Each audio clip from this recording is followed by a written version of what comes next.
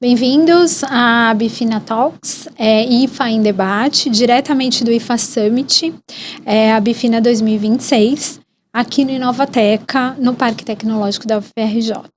Eu sou Tatiana Ribeiro, do Grupo Centroflora e vice-presidente de Biodiversidade e Propriedade Intelectual da Bifina. É um prazer conduzir essa conversa sobre um tema absolutamente estratégico para o Brasil. IFAs da biodiversidade. O Brasil reúne uma das maiores biodiversidades do planeta, o que representa uma oportunidade única para o desenvolvimento de insumos farmacêuticos ativos a partir de recursos naturais. Mas o grande desafio está em transformar esse potencial em cadeias produtivas, estruturadas, sustentáveis e competitivas, capazes de gerar valor tecnológico, econômico e social para o país. A proposta dessa conversa é justamente discutir, de forma prática, como avançar nessa agenda, conectando inovação, sustentabilidade e política industrial. Eu vou apresentar os nossos convidados, então o Antônio Augusto Fidalgo, gerente de pesquisa aplicada em Química, Biotecnologia e Saúde da Firjan, atuando na interface entre inovação, indústria e desenvolvimento tecnológico no setor da saúde. Daniel Cardoso, do Medic, com atuação na agenda de patrimônio genético e bioeconomia, contribuindo para a construção de políticas públicas voltadas ao uso sustentável da biodiversidade no Brasil. Sejam bem-vindos. Para começarmos, eu gostaria de pedir uma breve fala para vocês, inicial, como vocês enxergam hoje o papel da biodiversidade na indústria brasileira. Você começou? Tudo bem. Olá, muito obrigado pelo convite, a participação aqui é de fato uma honra. Eu acho que se a gente apresenta alguns números, fica muito fácil de entender a importância da biodiversidade. Se a gente faz uma análise muito simplista de todas as moléculas ativas que o mundo utiliza hoje, certamente mais de 40% elas vêm de produtos naturais. E quando a gente analisa o nosso cenário, o cenário brasileiro, como talvez o maior, um dos países mais mega diversos que a gente tem, eu acho que já fica muito claro o grande potencial que a gente tem desse tipo de desenvolvimento. E ainda mais, eu acho que tem um número que, obviamente, tem uma variação grande aí, porque é uma estimativa. Acredita-se que entre 10 e 50 milhões de espécies existam no planeta.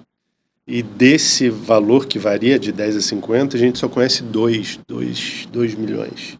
E aí, se a gente ainda alia o nosso país como um dos mais diversos, você imagina o grande potencial, ainda completamente desconhecido, que a gente tem.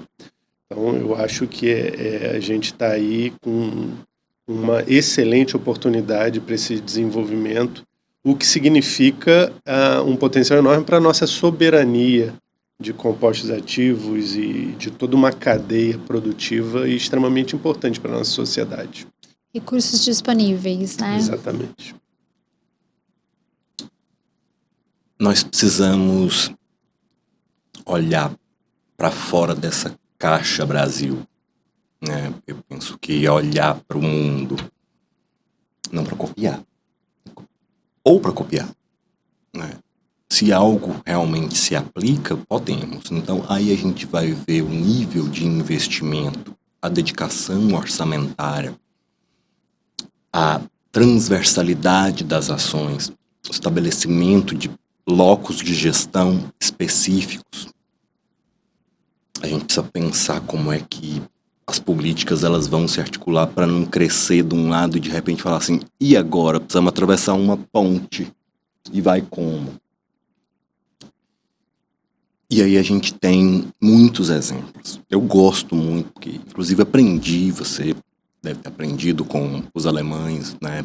Acho que eles desenvolvem a técnica regulatória muito bem, a gente se inspira, não vejo um problema. Mas economicamente a gente precisa olhar para o sul global. É muito complicado a gente olhar para a regulação alemã para o desenvolvimento alemão, e eu até gostaria, porque o valor do trabalho lá, e isso faz toda a diferença, é muito maior, e falar assim, não, então a gente vai fazer um modelo de desenvolvimento econômico da biodiversidade para um país que tem 10% da biodiversidade brasileira, né? Então, eu acho que uma coisa que a gente está trazendo muito para pensar, Fito, é assim, vamos olhar os códigos em conjunto. Vamos pensar 3 códigos. Vamos pensar plantas ou partes de plantas para farmácia e perfumaria. Vamos pensar óleos essenciais e extratos vegetais. Estamos até desconsiderando óleos fixos e outros próximos. O mundo está crescendo. O Brasil está consumindo mais. E o nosso saldo de balança comercial é deficitário a cada ano. Excluindo óleos essenciais, 75% é composto por óleos cítricos. Quando a gente olha para o controle de qualidade de uma planta, eu olho para o pessoal, é muito importante a gente ver o pessoal da tecnologia sintética e dos isolados, é muito bacana e tal. Mas eles têm ali um pico, ou tem ou não tem, algumas medidas colaterais, e a gente tem que pensar como? A gente tem que pensar na estatística multivariada, a gente tem que pensar na técnica quimiométrica, a gente tem que pensar no DNA fingerprint, a gente tem que pensar nas variáveis de solo, a gente tem que pensar no ar. Vamos botar fito aonde? Num solo com histórico de uso de agrotóxicos? Eu acho que para a gente poder começar é a gente olhar para o complexo como algo complexo. Porque quando a gente fala de produtos naturais, na sua essência a gente trabalha com fitocomplexos, né? Então, a gente tem as particularidades de como aquela matéria-prima, né, que seja um material de partida para algo que será uma semissíntese ou, eventualmente, um extrato botânico, a gente fala de um material de partida que tem a sua própria complexidade. Ela não é uma molécula produzida em laboratório. E aí apresenta desafios importantes, né? Por isso, o conhecimento científico, a tecnologia abarcada, ela faz um diferencial, né, em relação a isso. E, Daniel, como que a agenda de bioeconomia e patrimônio genético está sendo estruturada hoje no governo para viabilizar este avanço? Eu acho que um ponto tão importante, tão recente para a gente falar sobre isso. Hoje foi uma notícia nas redes sociais da Bifina, uma conquista importante para a gente do setor de fito. Fala um pouquinho para a gente sobre isso. É uma coisa incrível participar da construção. É incrível. Eu fui convidado pelo Rafael, tive a oportunidade de trabalhar sob a liderança do secretário Rodrigo Hollenberg, que passou o bastão para a Júlia, que é surpreendente, super parceira, tá? Sabe? Então, a gente olha para o desafio, ele é gigante, ele é grandioso, mas a gente olha para os parceiros, a gente olha ombreado a todo mundo que está fazendo e vê vivo e vê a vontade. Aí a gente fez aquela construção, Política Nacional do Desenvolvimento da Bioeconomia, exaustiva, olhando. Em nenhum momento os participantes se rogaram, quiseram não estar, e aí ficou completo. Quando você olha, uma política de fito está prevendo museus, uma política de fito está prevendo jardins escolares, entendeu? Porque não tem como você não fazer esse ciclo e ele continuar, não tem como você não falar com a criança, né? Não tem como você não abordar a pessoa idosa. A política de fito do Japão, ela está preocupada com o pico de envelhecimento em 2040 e a alta dependência interna. E aí tem que pensar como é que eles fizeram. Programa de produção doméstica, bairros, as pessoas produzem em quintais pequenos e juntam essa produção a partir de uma padronização de cultivo. Cada país vai ter o seu modal. A gente está fazendo uma política com uma visão de 10 anos. O Vietnã fez uma política de industrialização herbal em 2020 para 2045, 25 anos. Monitoramento, desafios, setor produtivo. A gente precisa do setor produtivo, senão a gente não vai saber como é que a gente implementa. Eu acho que essa questão foi muito importante a gente falar e em nome da Bifina, e também participei desse trabalho, foi muito rico, né? Então, a gente participou do GT, né, de bioeconomia, como representante do setor produtivo, e eu acho muito legal a gente considerar que esse plano foi elaborado olhando para todos os agentes, ouvindo todos os agentes, porque políticas públicas que são desenhadas dentro de um laboratório, dentro de uma sala, mas que não olha para o lado de fora, onde de fato as coisas se aplicarão, elas possivelmente serão necessários ajustes, terão gargalos. Então, esse plano, eu quero aproveitar, né, parabenizar todo o trabalho que vocês conduziram brilhantemente, ouvindo todos os agentes do setor, em nome da Bifina, como representante também, junto com a Ana Cláudia, da importância que foi essa construção a 4 mãos. Assim, políticas públicas de fato acontecem, né, quando a gente olha todos os agentes. Então, foi um avanço importante para o país, né? Fidalgo, do ponto de vista da indústria e da articulação institucional, onde estão hoje as principais oportunidades para o Brasil nessa agenda? Eu acredito na ciência, né, no desenvolvimento, no conhecimento. Então a gente consegue organizar aí 3 principais pilares, né? O primeiro, óbvio, que foi até a sua primeira provocação, a oportunidade. Eu acho que é inquestionável a oportunidade posta, né? A gente precisa de fomento, a gente precisa de algum tipo de incentivo. E eu tenho até um pouco de medo de falar isso aqui, porque aquela história, quando a gente fala, acontece ao contrário, né? Eu não vejo num passado recente uma quantidade de fomento tão disponível como a gente experimenta hoje, né? Novas políticas que, como fundo, tem incentivos. Posso ser um pouco suspeito para falar, mas eu participo da rede Embrapi, de institutos de pesquisa, da mesma forma de Instituto Senai. Então, tanto o Senai quanto a Embrapi talvez seja hoje as 2 redes mais importantes em relação à pesquisa aplicada que a gente tem no Brasil. Então, oportunidade a gente tem, o fomento a gente tem, e a estrutura ela vem sendo organizada, pelo menos de um passado aí de 10, 15 anos para cá, de uma forma de fato surpreendente. Existem hoje atores na ciência brasileira que há 15 anos não existia, com uma abordagem muito mais aplicada, muito mais voltada para a indústria. Então, acho que a gente tem aí grandes chances, estamos num bom caminho para que. Você comentou um programa de 25 anos, mas as coisas também não são feitas do dia para a noite. Eu sou muito otimista em relação a esse caminho e os resultados que a gente já vem demonstrando. Eu acho que um pouco na linha disso que você tá falando, né?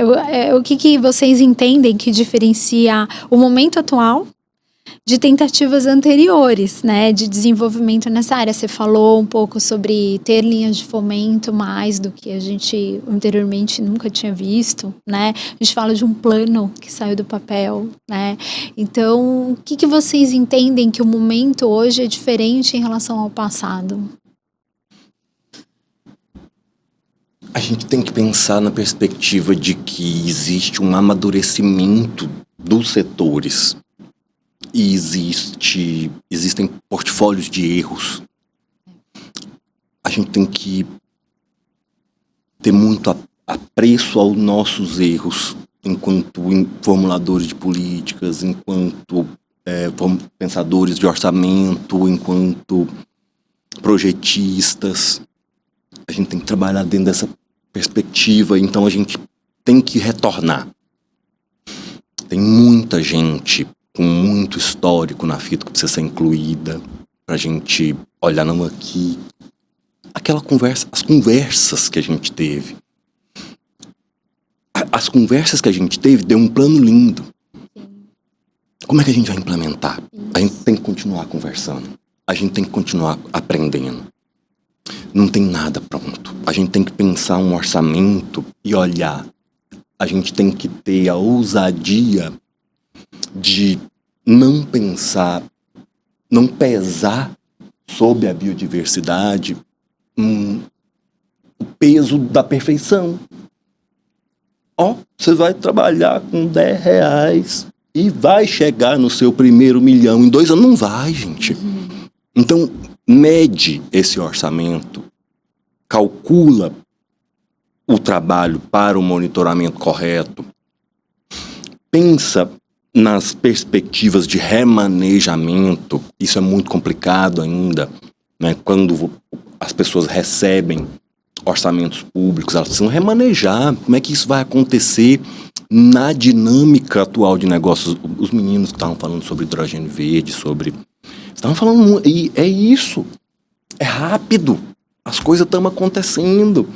Os produtos estão sendo lançados. Quem imaginava que não tem nenhum ano que tinha uma febre do morango do amor, que jogou o morango por preço de R$1? Todo mundo investiu nesse negócio, pagou gente. Deu 1 mês, acabou. Né? Assim, é um exemplo divertido, mas que quebrou gente. E quebrou gente que não tem como acessar crédito. Como é que a gente vai pensar o pequeno? Qual é o tamanho mínimo de uma unidade industrial? Onde é que a indústria tem que estar? Como é que ela entra no campo? O que é sustentabilidade, gente? O que é sustentabilidade, gente? Eu não sei. É complicado, né? Qual é a sua visão? Eu estava aqui tentando formular o meu comentário e ia falar que há 50 anos o nosso repertório era estritamente vegetal, muito pouco sintético. Aí eu me dei conta que eu tenho 50 anos e, na verdade, a gente estava falando de 100 anos, né? Alguma coisa aí do começo do século passado, talvez. Isso veio decaindo em função, aí sim, da indústria puramente sintética. E a gente vê esses números se modificando um pouco. E aí a minha análise ela é de um passado, mas de um passado, de certa forma, recente, né? Talvez o primeiro ponto, que aí a gente já conhece há muito tempo, é quase uma frase pronta, né? As patentes que a gente encontra no mundo desses produtos, elas raramente são brasileiras, mas de matéria-prima estritamente brasileira, né? E muitas vezes única, né? Endêmicas ou até mesmo exclusivas aqui do nosso território. Então a gente já tem esse ponto aí de ponderação que sempre conhecemos, isso não é novidade para ninguém, e a gente sempre fez muito pouco em relação a isso. Mas eu acho que um ponto que foi realmente o divisor foi a pandemia que a gente vivenciou há muito pouco tempo, e a gente percebeu como éramos ou somos frágeis em relação a toda uma cadeia produtiva, né? Se a gente pensar bem, coisas que hoje ou eram muito simples, a gente teve dificuldade de acessar. E eu acho que, somando a isso, cada vez mais o contexto geopolítico vem mostrando como isso é importante, como a gente tem que fazer alguma coisa, né? A gente tem hoje, talvez, 2 ou 3 eventos geopolíticos muito importantes que vêm impactando uma cadeia gigantesca, né? Não só exclusivamente de medicamentos ou IFAs ou fitoterápicos ou produtos naturais, mas a gente percebe que talvez essa seja uma motivação quase incontestável para que a gente, de fato, faça alguma coisa. Claro. Eu acho que é não ter medo do complexo mesmo e não ter medo do risco. E o Estado tem que assumir risco, sabe? Você estava falando muito sobre essa questão da cadeia de suprimentos, a troca dessa matriz. Eu estava olhando, né, como é que a gente quer pensar saúde, nós, complexos que somos, por isso aqui na pandemia, nós tivemos que nos encontrar com nós mesmos e nossa família. E aí, não adianta um produto chave fechadura, alvo farma, uma proteína, entendeu? Essas coisas são muito século XX. Quando as pessoas me falam sobre isso, eu me sinto em dançindez. Né? Não dá, assim, hoje é outra coisa. Por quê? O que é que... Aí nós vamos ter inibidores de GLP-1. Acho maravilhoso. Toda tecnologia tem que ser festejada. Eu não sou contra. Onde é que essa tecnologia vai entrar? Na diabetes? O que causa? A culpa é sua que comeu um ovo de Páscoa maior do que a sua insulina aguentava. Ninguém vai discutir a origem, que é o WhatsApp do seu chefe, 10 horas da noite de sexta-feira, que você fala assim, eu vou abrir ou eu não vou abrir. Estresse. Nós precisamos pensar a vida. Qual que é o preço? Ah, mas o fitoterápico é mais caro. E tudo tem que ser nessa medida onde a gente vai pegar e falar assim, não, nós temos, para ser competitivo, nós temos que jogar o preço lá pro chão e vai todo mundo tomar um omeprazol, porque nós não podemos tomar espinha. Essa é uma pergunta importante, dá para fazer um gancho que a gente tem refletido muito, do quanto o SUS hoje quanto custa para os cofres públicos produtos sintéticos que têm opção de fitoterápicos e que, por exemplo, poderiam ser uma possibilidade importante de dispensação. Um exemplo é que a gente sabe, né, que a ansiedade, existem vários graus de ansiedade, vários níveis, e esse é o melhor tratamento, é aquele definido pelo profissional da saúde.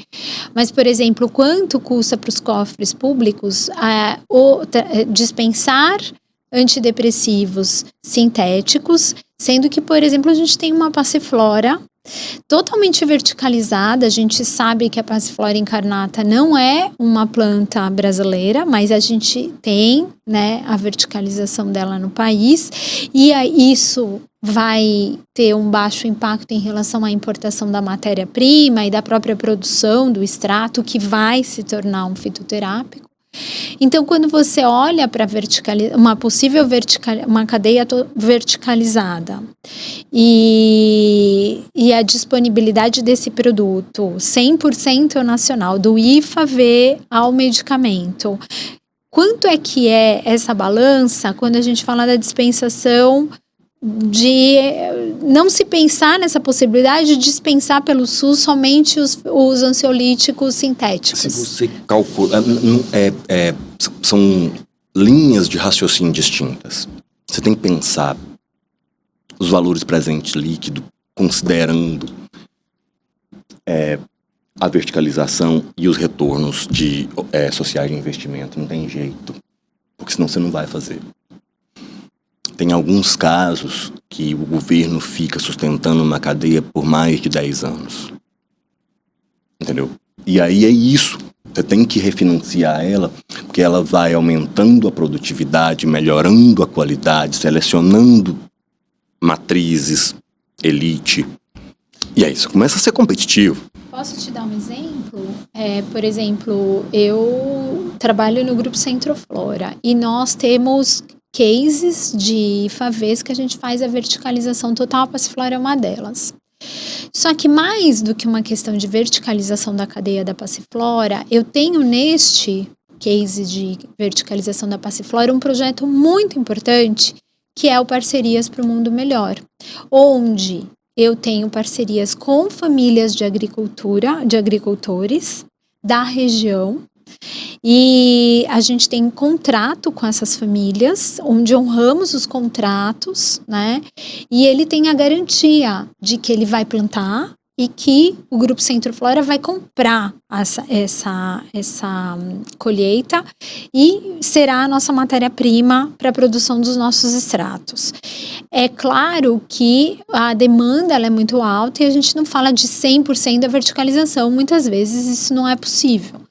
Mas veja, um case de verticalização como esse, que envolve agricultura familiar, a gente fala de uma verticalização que envolve inclusive geração de empregos. E eu falo de mais de 4.000 famílias impactadas nesse tipo desse tipo de projeto, ou outros que também trabalhamos na verticalização. Então, quando a gente fala no envolvimento de agricultores familiares, e esses agricultores, eles são treinados pela nossa equipe de botânica e engenheiros agrônomos, de forma que eu consigo garantir a sustentabilidade da cadeia, né? A rastreabilidade da cadeia, né? As boas práticas agrícolas, porque aquilo vai se transformar num IFA-V de grau farmacêutico, por isso também um IFA-V, produzido numa planta certificada Anvisa e que vai ser destinado a um medicamento para a indústria farmacêutica. Então, ele precisa ser uma matéria-prima de alta qualidade, de rastreabilidade para a sustentação do negócio. Então, a gente fala também na geração de empregos em muitas famílias impactadas, né? Então, esse é um case da Passiflora, que a gente pode replicar para várias outras situações. Mas veja que a gente fala, por exemplo, uma Passiflora dispensada pelo SUS, ela tem por trás disso geração de empregos, ela tem várias coisas que se carregam com ela, né? O próprio cálculo, um método de avaliação de tecnologia em saúde. Você tem que diversificar, você tem que olhar para o arsenal disponível. Não dá para ficar custo-benefício, custo-utilidade, uma série de métodos para você poder pensar isso enquanto o valor do investimento em saúde pública. Exemplo, terapia da diabetes. Quanto é que a diabetes não controlada custa ao Estado?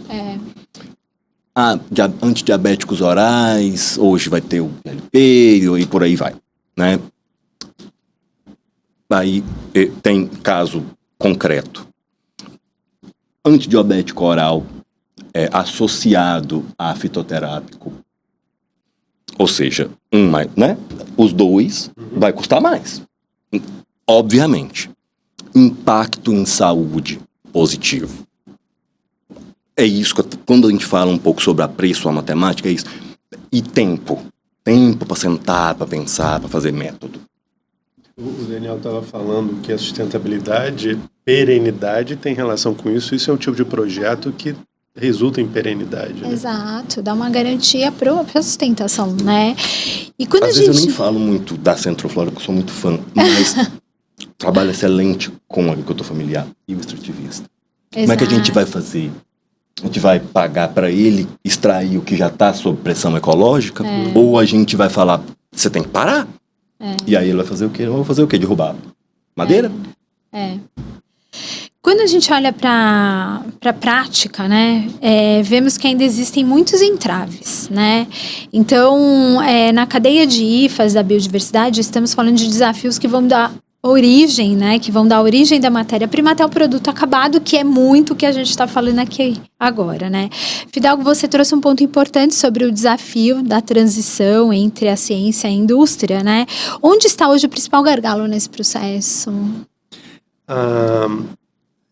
De novo, quase fazendo, né, puxando a sardinha, fazendo a propaganda, mas o Brasil, ele se consolida muito bem com uma ciência básica muito forte. A gente tem centros de excelência e há pouco tempo atrás, até de certa forma mais capilarizado. Antes era muito regional, né?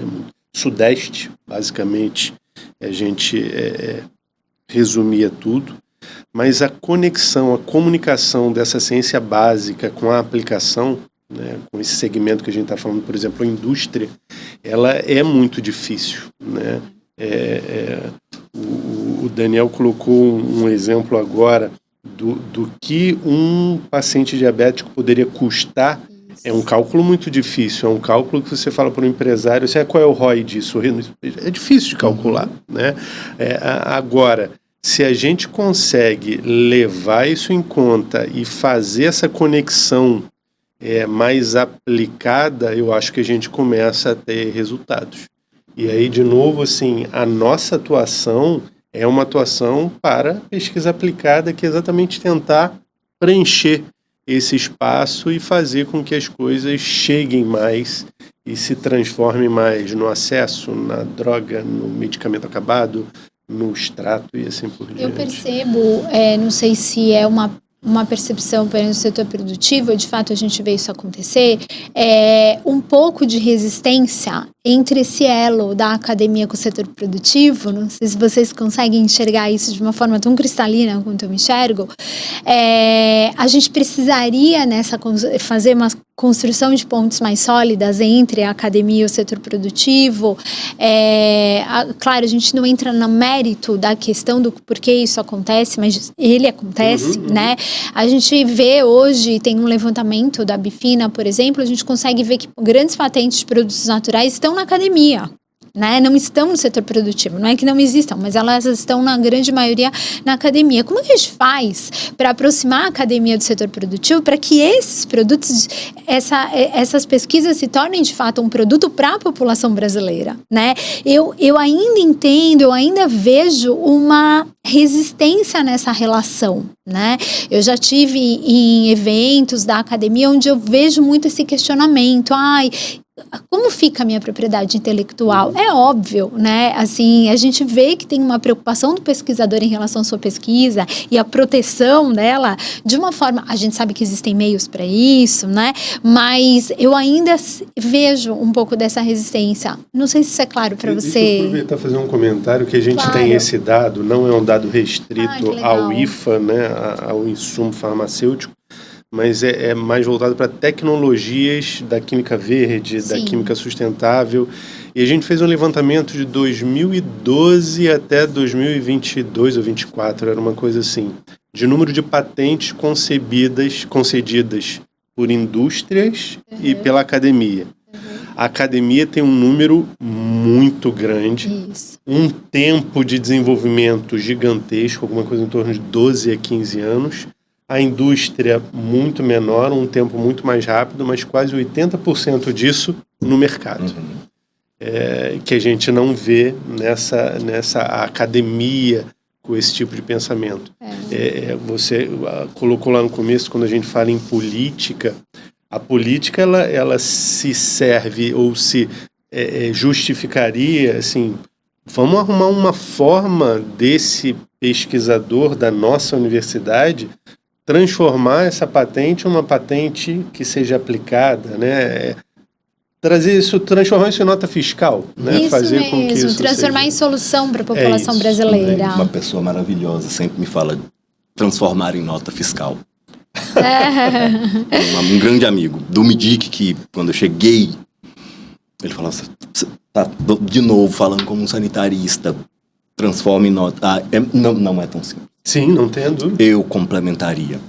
A gente, aprendizados, vamos olhar as experiências e vamos, assim, eu acho que uma das estratégias muito interessantes e isso é o potencial dos vegetais, é a diversificação. É a gente pensar que essa cadeia, uma hora vocês peguem do Contrade preço médio de óleo de menta piperita e vocês vão ver o que a Índia faz, a bagunça que é. Ela joga o preço 150% para cima num ano e no outro ano ela baixa, quebra todo mundo e ela se consolida, entendeu? Não é brincadeira, gente. Se a gente quer ser competitivo com biodiversidade, não vai nessa não é um passeio na floresta. Exato. É briga por milímetro, entendeu? E a gente tem que estar preparado para isso. Sim. E aí a gente vai fazer uma grande... E a gente peca nisso há 500 anos, né? No pau-brasil. E a última na seringueira que tentou ser repensada por Chapuri. E quem poderia imaginar que uma fábrica que faz um produto para um cliente ia dar errado? Entendem? Assim, não tem jeito da gente pensar a matéria-prima vegetal voltada para o IFAV como única saída. Se ela pode dar para cosméticos, se ela pode dar para suplementos, se ela pode dar para equipamento médico, é isso. Se a gente pensa hoje, a borracha dá para kit diagnóstico, dá para um monte de coisa. É verdade. E, Daniel, como os instrumentos de política pública e fomento são mais relevantes hoje para viabilizar essa agenda? FINEP, grande parceira, Sim. BNDES, Ministério da Saúde, meio tímido. E aí, eu sou da casa. É muito pesado a conta. O Brasil é gigante e o SUS tem uma missão. Não pode deixar faltar, entendeu? Então, teve uma reunião do Complexo da Missão 2 uma vez, e aí o pessoal falando, mas porque tem que... E eu já estava no MIDIC. Porque tem que fazer contratação da Anvisa para melhorar o prazo do regulatório. Eu falei, gente, quem vai formular tudo isso aí? Tá lá no Ministério da Saúde, tá sofrendo. Sabe, eu olho para as colegas, 90% da força de trabalho feminino, colegas que dão a vida, sabe, que praticamente viram trabalhando ali.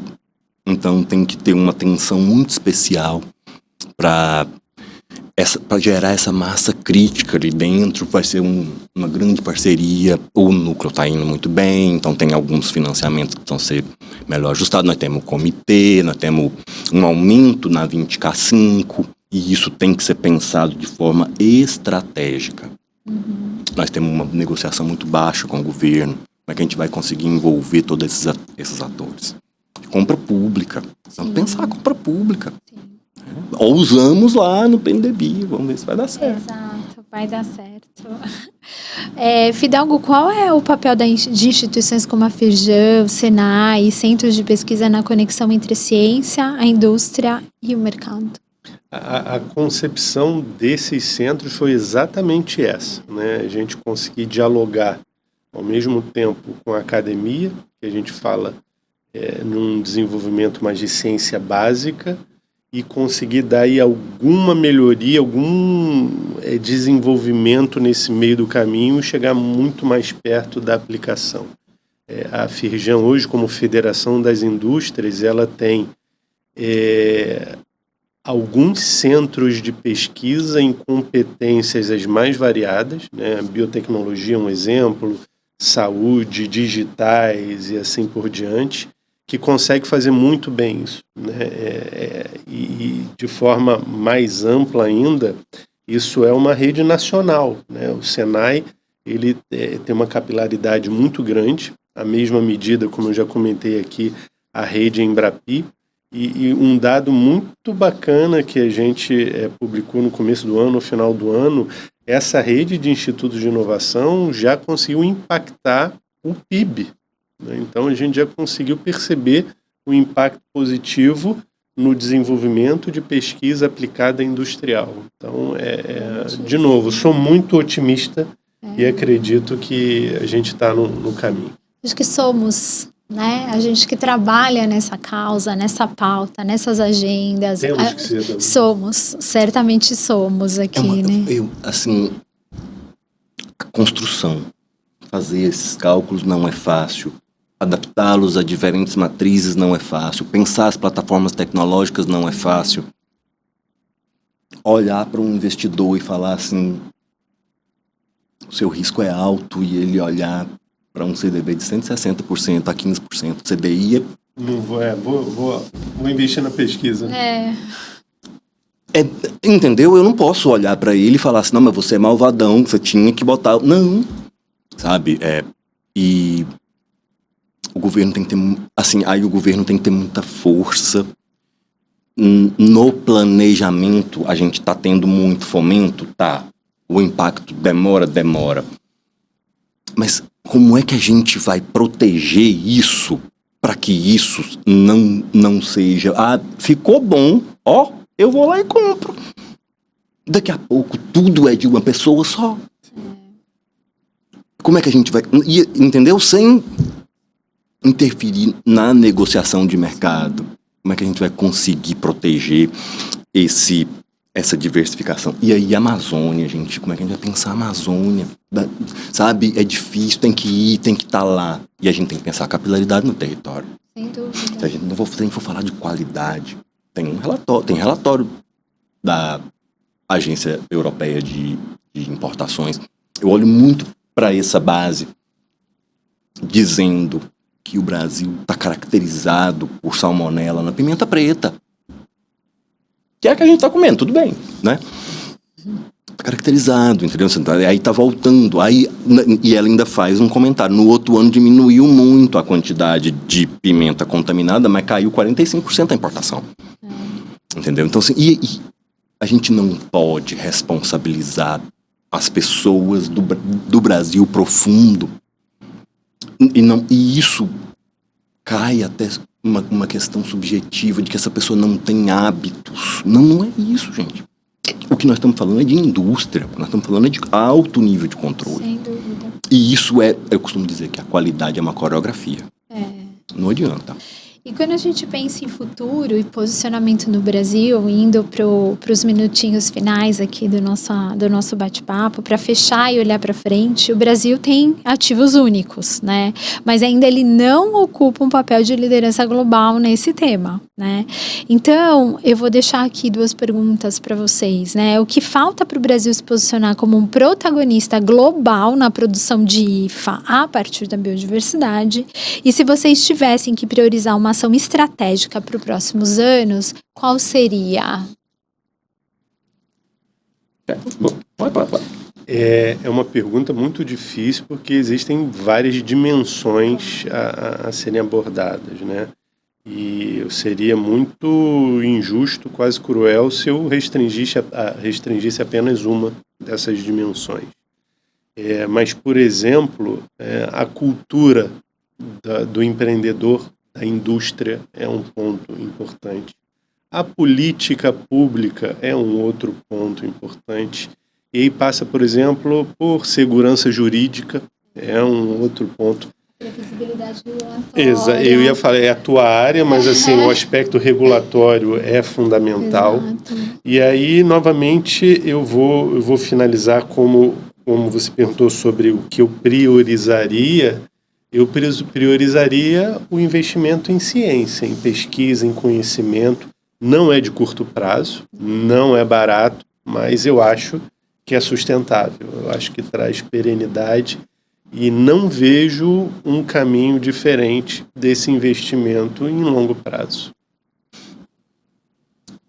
Posso errar, mas eu acho que é o Arquimedes, nem vou olhar aqui, que diz, me dê um ponto e eu movo o mundo.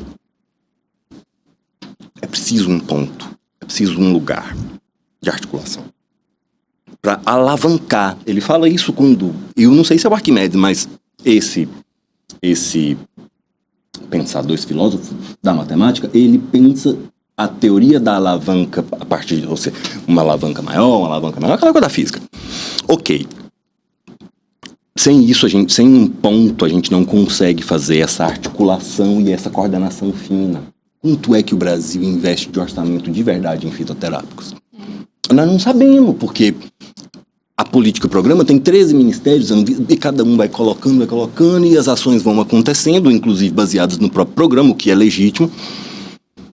E depois eu preciso olhar isso onde, né? Então eu acho que esse é um caminho. Eu aprendi muito na experiência que eu tive de 2020 a 2022, negociando nos BRICS, na área de medicinas tradicionais, e negociando com a China e principalmente com a Índia. A China, eu não costumo usar muito de benchmark, governo muito centralizado, outro padrão de democracia, outra realidade. A Índia tem um panorama um pouco mais parecido com a gente. Eles não têm medo. Eles fizeram a década das plantas medicinais.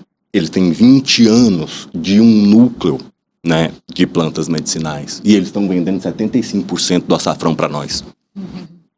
Entendeu?